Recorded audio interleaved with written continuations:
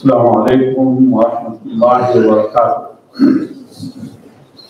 الحمد لله نحمده ونستعينه ونستغفره ونعوذ بالله من شرور أنفسنا ومن سيئات أعمالنا.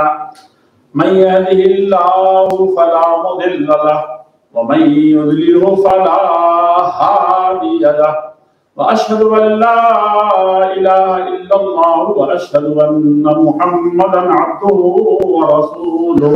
أما بعد، فإن خير الحديث كتاب الله وخير الهدي هدي محمد صلى الله عليه وسلم، وشر الأمور محدثاتها وكل محدثة بدعة وكل بدعة ضلالة وكل ضلالة في النار. أعوذ بالله من الشيطان الرجيم. بسم الله الرحمن الرحيم. يا أيها الذين آمنوا اتقوا الله حق تقاته ولا تموتن إلا وأنتم مسلمون. يا أيها الناس اتقوا ربكم الذي خلقكم من نفس واحدة وخلق منها زوجها وبث منهما رجالا كثيرا ونساء، واتقوا الله الذي تساءلون به والأرحام إن الله كان عليكم رقيبا. يا أيها الذين آمنوا اتقوا الله وقولوا قولا سديدا يصلح لكم أعمالكم ويغفر لكم ذنوبكم، ومن يطع الله ورسوله فقد فاز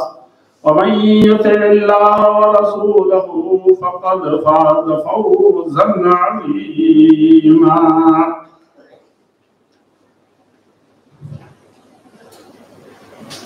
أيها العلماء الأفاضل وأيها الجمع الكريم وأيها المحاضرون والمقدمون والمنظمون في هذه المناسبة الطيبة في رحاب هذه الجامعة الموقرة، وأخص بالذكر الإخوة المشايخ الذين استمعنا إليهم واستفدنا منهم، إن لم نقول أكثر كثيرا استفدنا، ولله الحمد في ما يوفقنا لسماع الحق ولإلقاء الخير. وإنني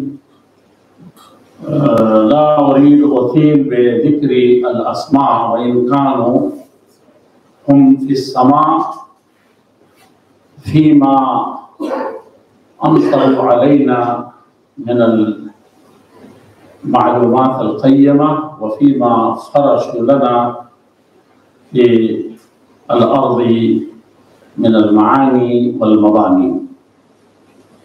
ولكن إذا لم يكن بإمكان الإنسان أن يستطرد ويدخل في الموضوع في صميم الموضوع بالإذناب والإسعاف، ومن قبيل ما لا يدرك كله لا يترك جله.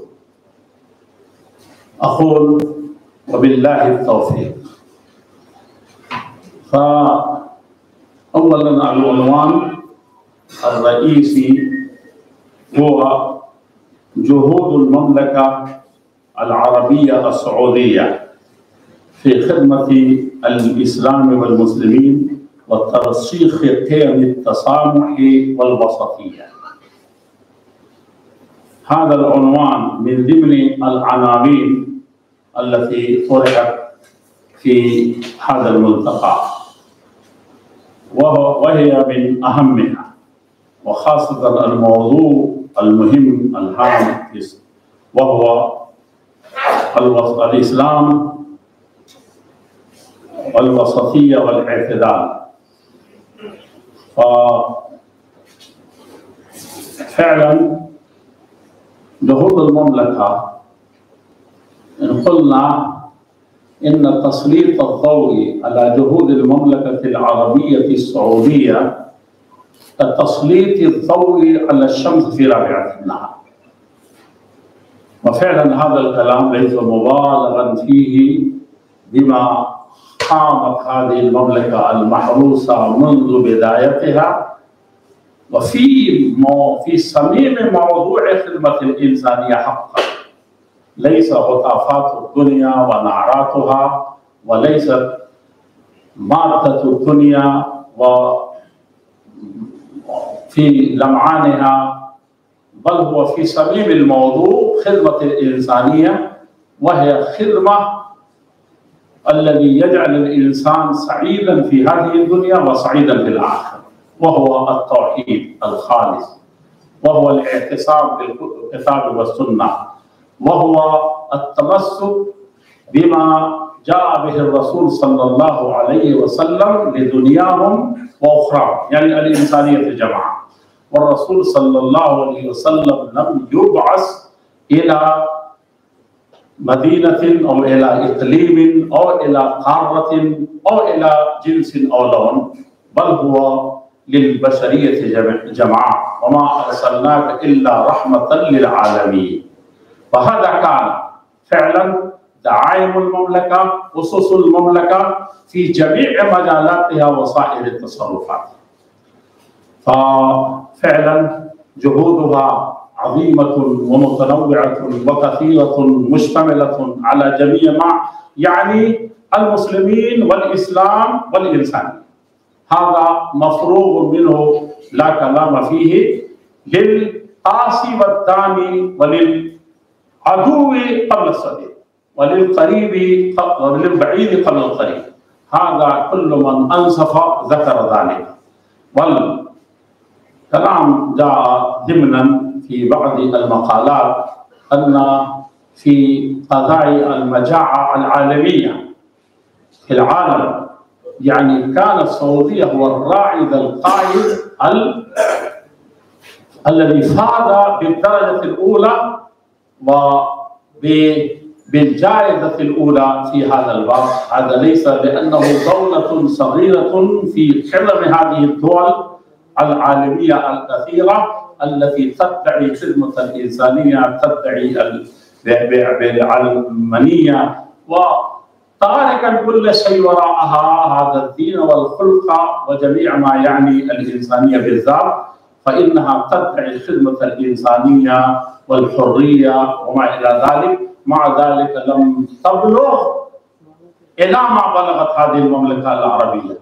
وإذا قسنا على الناتج المحلي السعودي أمام هذه الاقتصاديات الهائلة العالمية، لما كان لها إلا شيء قليل في المصاحبة. ولكن كيف وهي بهذه المصابة بلغت إلى ذروتها فأخذت الدرجة الأولى والجائزة الأولى؟ هذا ينبغي أن يكون في حسبان الجميع.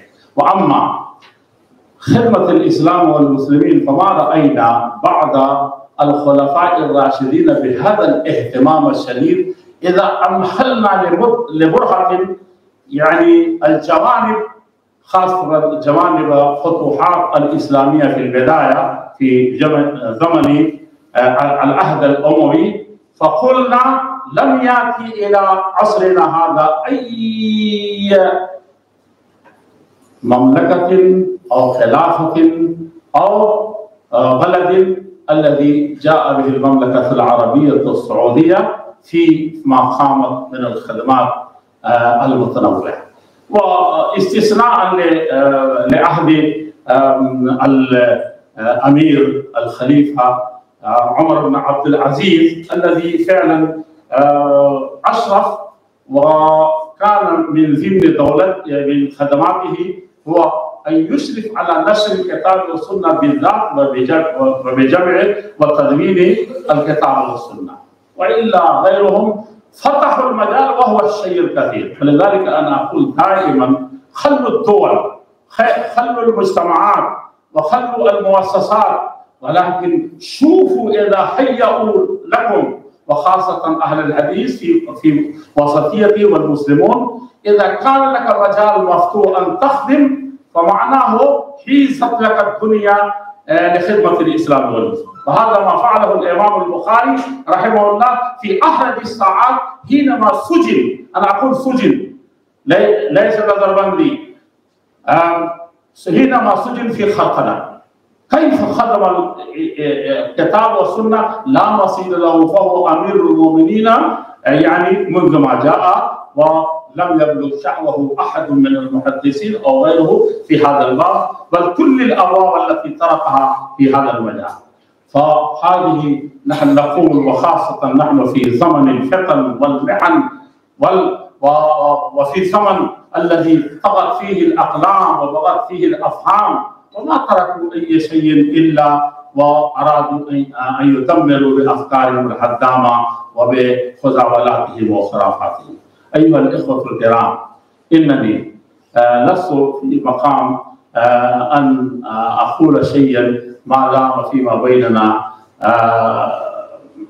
أمثالكم من أهل العلم والفضل، إلا أنني أتجرأ بعض الأحيان نظرا إلى بعض الشام، وهو مهما بلغتم وبلغنا تسامحا بلغنا يعني، واستميح لكم عذرا، أقول لكم إننا مهما بلغنا أو بلغ العالم ففي العلم ليس شيء يقال أنه بلغ، وفوق كل ذي علم عليم. وربما يبلغ الإنسان إلى العلم والمعرفة يرى نفسه أنه صغير أو أصغر أو أسفل في هذا الباب، وأمامه قمة للعلم. فلذلك قال تبارك وتعالى وفوق كل ذي علم عليم. وعلماؤنا أدركوا هذا، إمام البخاري وفلان وعلان، ومشايخنا شفنا في هذه البلاد، ومشايخنا شفنا في البلاد العربية وخاصة السلفيون، كانوا كلما ازدادوا علما وفقها وعملا كانوا يرون أنفسهم يوميا كأنهم صغار. هكذا رأينا تواضع العلماء، وليس التواضع والحقيقة. العلم كلما يزداد الإنسان يرى نفسه صغير، وإلا يكون جهلا مركبا. هركس كبدانت وبدانت كبدانت، در جهل مركب أبد الدهر بمعنى. هذا علم، يعني إذا عرف الإنسان وهو لا يعرف وعرف أنه عرفه فهو في جهل مركب تام. هذه مشكلتنا في هذا العصر، وخاصة أهل الحديث الذي كان آباؤهم هم رواد العلم في العالم في جميع المجالات، وعنكم أدرى بذلك. الآن وخاصة أنا أقول الدكتور عبد الرحمن الدبار الخديوي فيما بيننا، وفعلا يعني ينبغي أن نستفيد منه، ولكن من كل ما ذكرنا جهود المملكة العربية السعودية والإخوة أفادوا وأجادوا، فكان شيخ أمامي وكان في ذهني إن لم يكن شيخ خادم هنا. فقلت يعني آلاف الصفحات كتب في جهود المملكة العربية، وكتب ليس كاتبا جامعا لهذه الشتات من الأوراق والدفاتر والمكتبات والجرائد والمجلات، بل هو كمنبه فيه بالتنبيهات الهامة الجيدة التي تشير إلى خدمات المملكة التي لا مثيل لها في بعض المزمار، وخاصة في ما طرقه من الأبواب. ففعلا أنا أقول، وكان بعض النكت من ضمن ما أفاد الإخوة إذا سمحت في وقت قليل، فأنا إن شاء الله أدخل في هذا الباب، وإلا أنا عارف وقتي وأعرف يعني إلى أين سوف نتوجه. ولكن قبل أن أنسى كل شيء أقول بالنسبة إلى هذا الفهرست: الشيخ عبد الحكيم عبد المعبود، جهود المملكة في خدمة الإسلام ونشر التوحيد. يعني العنوان كان عام، ولكن المسؤول هو الغايب. أنا غايب. وأما تلاوة القرآن العاطرة، ربما قال الشيخ الدكتور أبو الليث الآيات، التلاوة العاطرة للآيات القيمة البينة وما إلى ذلك، ولكن ما سمعتها. فماذا أقول؟ فعلا أنا كنت حريص بل أحرص أن أحضر من البداية، ولكن لم يفوتني هذه الفرص الطيبة بسببي أنا. فإنني يعني أستميحكم أيضا كما أستميح لنفسي عضوا، حصل ما حصل، فكنت منتظرا أن آتي. فكيف بسبيل الموجود في حدود المملكة في خدمة الإسلام ونشر التوحيد. التوحيد هو كل شيء، يعني هو الذي فاتني في هذا الحفل. لا، ما فاتني كذا، فاتني في هذا فاقد الشيء لا يعطي. ولكن حسن الظن بالمحاضر أقول هو أفاد وأجاب، وفعلا أعتقد أنكم استفدتم منها جيدا. وأما الأخ آسف تنوير، التمهيدات التي يذيعها كثير من الخطباء بغض النظر عن صميم الموضوع وأصل الموضوع، فإنهم يذيعون كثيرا، وأعتقد أن الأخ لم يذيع في ذلك. وقد سمعت بعض خطبه فرأيته قد أفاد وأجاب في نشر الأمن والسلام. النشر الأمن والسلام، إنني رأيت في هذا العصر وخاصة منذ القرون الماضية للمملكة العربية السعودية، فما رأيت من الفتن والمحن ومن الخوارج ومن الطغاة والبغاة قاموا مثل ما قاموا في هذه العصور القريبة، وخاصة مستهدفا للمملكة العربية السعودية. فكيف عالجت، وفعلا يستحق أن تقول في خدمة هذه المعارك، قامت بالوسطية لمداواة هذه الأمراض كلها، ونجحت وخرجت رابطة الجيش قوية الهمة وبكل ما يعني في خدمة الإسلام والمسلمين. فنشر الأمن والسلام هذا أهم شيء، وأول نعمة وآخر نعمة لأي ملك أو لأي رعية في أي بلد كان. هذا أنتم رواد الأمن والأمان، ودائما أقول أهل الحديث في هذه البلاد وسائر بلاد العالم يعني قاموا يعني صبروا، ولو مضطهدين صبروا، ولم يقوموا بالغوغائية ولا بالفتن ولا بالفوضى ولا لا أقول يعني وأطفال الحجارة لو أرونا ما حلوا واضحة. وفي عصر حاجت وماجت فيه الفتن، ونحن في عصر فعلا في أهلك الساعات وأهلك الأوقات. يتمثل كلامنا، سوف ننهي، يتمثل كلامنا في قول الشاعر، وما نريد ان نقول يعني نوسع الكلام في ما نحن فيه الان من في العصر الحاضر.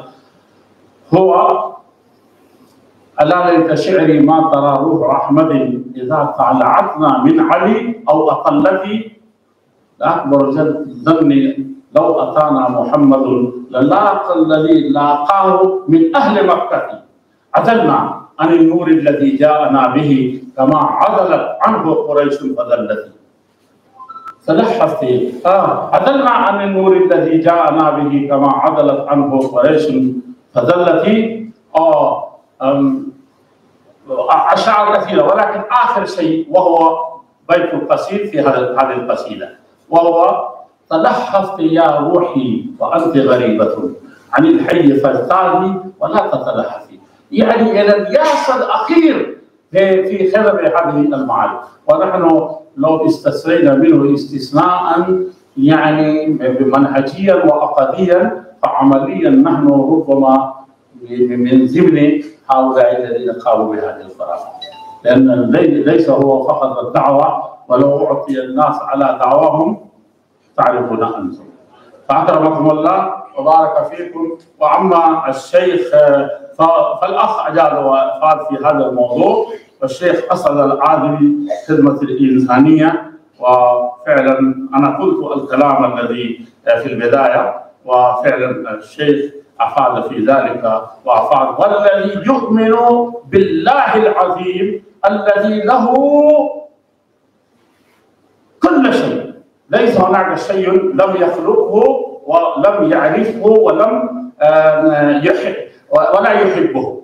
فالذي يعرف العقيدة الصحيحة هو الذي يراعي الجميع، حتى الحيوانات والسباع والحيات وما إلى ذلك. فهذه ميزة الإسلام والتوحيد وعقيدة. الشيخ محمد الرحماني تفضل بمقاله الأخ الشيخ أرقم دكتور أرقم جهود ومعالي وزير الشؤون الإسلامية. هذا الرجل في خدم ما يعاني من الداخل والخارج وما يقوم بهذه الوزارة الموقرة التي فعلا هي وزارة في العالم التي تهتم في موضوعها الأول التوحيد ونشر السنة، وإلى آخر الأمور فيما يهم المسلمين في أنحاء العالم في توعيتهم في دينهم ودنياهم. وهو فعلا موفق من جميع النواحي. وأما سفيان القاضي ففي القاضي الذي جعل يقضي ويتكلم فيه فهو المحكوم عليه. فلا أريد أن أكلم كثيرا. دور المملكة وعلمائها في محاربة الغلو والإجحاف للأسف الشديد. الدكتور عبد الرحمن موجود وهو أعرف، ونحن لا نعرف إلا كقطرة فيما تفضل وأفاد الأمة والإنسانية الإمام ابن تيمية رحمه الله، فإنه لم يرى مثل نفسه ولم يرى العالم مثله في الوسطية والاعتدال. وأخيرا الآن جعل العالم شويا يأخذ من كلامه، ليس العالم يعني بعض المنصفون أو مغرضون أو يعني الذين يحتاجون إلى علمه أقل تقديرهم يقولون أنه لم يوجد، ولكن لم يرى بعده فيما يشيع الناس أنه متشدد. وكذلك الشيخ محمد بن عبد الوهاب، وكذلك المملكة العربية السعودية وجميع علمائها ومنسوبيها، وبما فيها ونقول في بعض الأيام بما على رأسها أهل الحديث في هذه القارة الذين تحملوا كل ما تتحمل أي جماعة تحملت، ولكن خرجت رابطة الجيش وكانت فعلا ما تركت الوسطية. فأوصي نفسي وإخواني الذين حملوا لواء هذه الخدمة أن يتقيدوا بذلك، فإنه من لم يراعي في بيته في مدرسته في جماعته في إخوانه وفي بلده لن يقوم بالوسطية أمام الرسول صلى الله عليه وسلم في أحرج الساعات. وما عاد أعداء الإسلام والمسلمين، والرسول صلى الله عليه وسلم أنصف معهم وجاء بالوسطية لا شك فيه ولا رأس. أيها الإخوة الكرام، هذا ما يعني الدرس من هذا الباب. والدكتور يعني إذا بدأ فيه له أمثلة وقصص وحكايات في هذا الباب. ففي محاربة الغلو والإرجاف وفق الأخ في خدمته في بيانه الأخ الدكتور ترميز نقوى. خلوا الألقاب وكذا، أنا ما تقيدت كثيرا في ذلك في خدمة القرآن الكريم والسنة النبوية، فهذا أيضا لا له مثيل في تاريخ الأمة في خدمة بهذا الشكل الذي قامت به المملكة العربية السعودية. وأضيف فيه كلمة واحدة وهو خدمة جائزة أمير نايف العالمية للسنة النبوية والدراسات الإسلامية. فلو اطلعتم عليه لوجدتم عجب العجاب وهذه المملكة العربية، وإنني أعرف فيه بقدرها وقليلها بما فيه أنا عضو للهيئة العليا في ذلك، وبما رأيت حرص هذا الأمير رحمه الله، فلذلك في بعض الخطابات ورأيت الناس وافقوا في ذلك حينما كنت ناصر السنة في هذا الباب، في تصريحاتي في بعضها وفي كلماتي أمام هذا الرجل عاتبر الكبير أكرمكم الله. والشيخ نصار أحمد المدني، أنا واحد من الكتاب الكبار في العالم، وأيضا يعني من الداعية الكبيرة، قالوا أنه يكتب كثيرا، ولكن إذا بحثت في كلامه يعني كأنه يشق البحر نهر لا البحر، ويقول ولكن إذا خضت في عمقها وفي هذا البحار لا تجد الضرر إلا ربما لا تجد، وإذا وجدت فأقل ما تجد. فكنت أبحث في مقال هذا فيما كان في خدمة الحرمين الشريفين، فإذا لا أجد فيها شيئا، فأخيرا قلت للشيخ، وليس عادتي أن أسأل وأحكم أحد أو يعني أقول في مثل هذه المنصات، فأخبرني قضية الشيخ نصف الوقت راح وزياده ولم يتطرق شيء من ذلك بالموضوع يعني وإن كان كله تندرج تحته. فقال لا، القضايا الإسلامية تغيرت. قلت يا مشايخ يعني عسى الله لا ما أخبرتم. ففعلا مما أعنى به أخونا الشيخ نصار أحمد المدني القضايا الإسلامية، فقد لمس جميع أطرافها وتطرق إلى بعضها. وهذه الكلمات التي تحملتم وسمعتم واستحقتم يعني يعلم لا أشكالية. فأشكر الله عز وجل على هذا التوفيق والسداد لإخوانه الكرام ولهذه الجمعية جمعية الخريجين السعوديين. وأشكر الشيخ الكريم الماجد المفضال الشيخ بدر عبد الرحمن بدر العنزي يحفظه الله، والشيخ الذي يسهر لجميع الدعاء ولجميع ما تبنت المملكة والوزارة الموقرة، فإنه يعني حريص على ذلك، فأشكره. ولا يسعني إلا أن أشكر الشيخ الفاضل الكريم الشيخ عبد اللطيف الكاتب ابن العلامة الفحامة الشيخ الفرضي عبد الصمد الكاتب رحمه الله.